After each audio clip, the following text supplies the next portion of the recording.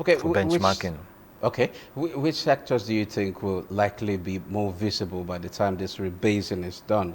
And what does this tell us about the evolving structure of Nigeria's economy? Okay, I'm sure you might have probably watched the content today, and you know the Nigerian youths are really bullish when it comes to content creation. And if you are just as curious as myself, you see that most of these content creators make a lot of money. Most of most that activity is not captured in the economy. You look at the digital economy too, we find out that there is a lot going on in that space and very few has been captured.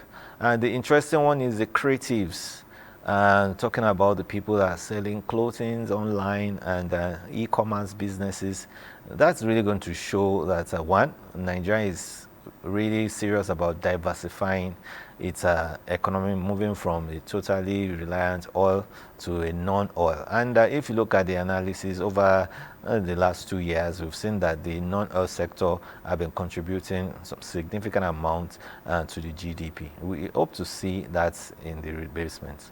Okay, these sectors that you said that they're going to be, or they're going to be included to have a much better picture of the Nigerian economy.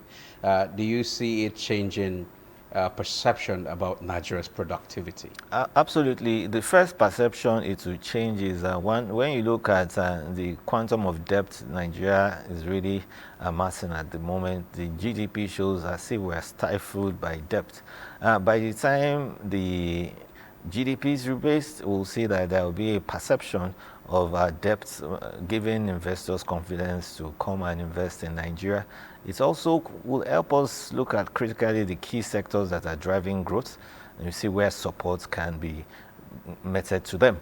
As an SME practitioner and facilitator, we'll find out that because there have been so many engagement with DFIs and some other institutions, a lot of the informal sector have been gradually brought to the formal sector.